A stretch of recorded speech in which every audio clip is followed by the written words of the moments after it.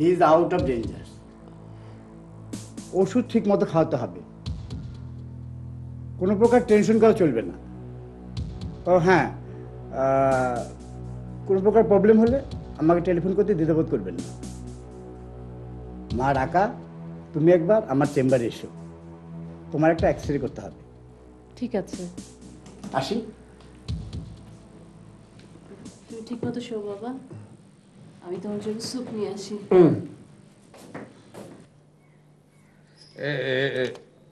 এই নিন ভাবি চেকটা।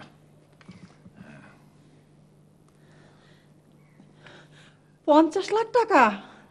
জি ভাবি, আমার দ্বারা যতটুকু সম্ভব হয়েছে আমি চেষ্টা করেছি।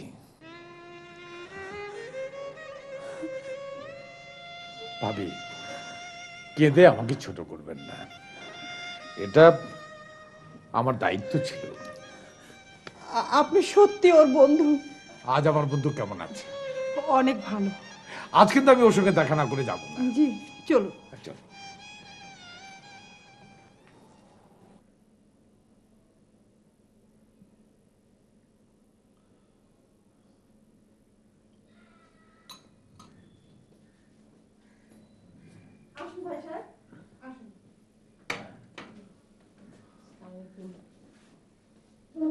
রে, কেমন আছিস তুই?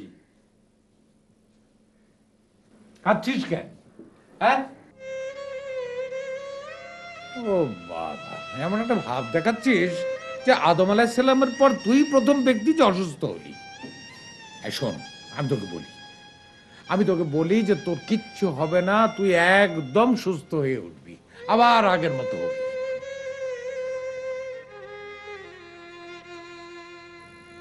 না, হব না। তুই জানিস না আমার কি অবস্থা। আরে জানি জানি, সব জানি। জানিস না, কিচ্ছু জানিস না।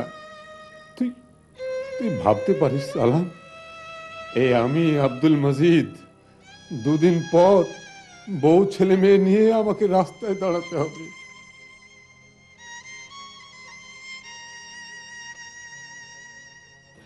ভাই তোমাকে 50 লাখ টাকা চেক দিয়েছি, তুমি বলেছিলে 50 লাখ টাকা পেলে তুমি আবার দাঁড়াতে পারবে। এই নাও। না, ওই চেক আমি নেব না, ওই চেক আমি নিতে পারি না। কেন নিতে পারবি না কেন? সালাম আমার প্রস্তাবে রাজি হলো না। ওকে আমি 20 লাখ টাকা অফার করেছিলাম। পক্ষান্তরে সে আমাকে ধর্মের বুলি শুনিয়ে অপমান করে গেল। কন্ত বালিশ সারা সহায়দি টুকরা কয়টা করুম? 16টা না 32টা? ওইসবের দরকার নাই, মাথাটা চটের ব্যাগে করিয়া বাসায় পাঠাই দেবো। এসব আমার জানার ব্যাপার নয়। কি করতে হবে তোমরাই ভালো জানো। আমার কাজ চাই, কাজ। তুই কি জানিস আমি তোর কত বড় সর্বনাশ করতে চেয়েছিলাম? আমার সর্বনাশ করতে চেয়েছিলি? হ্যাঁ, তুই কি জানিস ব্রিজের কন্ট্রাক্টটা পাওয়ার জন্য সন্ত্রাসী পাঠিয়েছিলাম তোর মেয়েকে কিডন্যাপ করতে?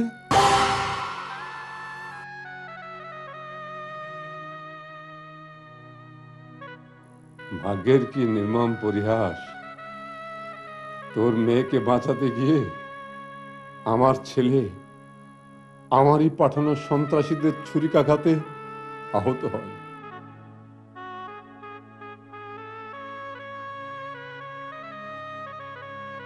কি শুনছিস আমার কথা? বুঝতে পারছিস আমি তোর কত বড় শত্রু? শত্রু না, তুই আমার ভাই, তুই আমার বন্ধু। তুই যা করতে চেয়েছিলি সেটা আল্লাহ চাননি, তাই আমরা রক্ষা পেয়েছি। তাই চেকটা নেই, চেকটা না নিলে, এটা যদি ফিরিয়ে দিস তাহলে আমি খুব কষ্ট পাব। আর আর আমি যে তোকে কষ্ট দিয়েছি সেই জন্য তো আমি কোনো অভিযোগ করিনি। আমি আমি তো নিজেকে ক্ষমা করতে পারছি না। এই তুই ক্ষমা করার কি? হ্যাঁ, ক্ষমা করার মালিক তো আল্লাহ। আজকে এই মুহূর্ত থেকে তুই যদি এতটুকু অনুতপ্ত হোস, আমার তো মনে হয় এটাই যথেষ্ট।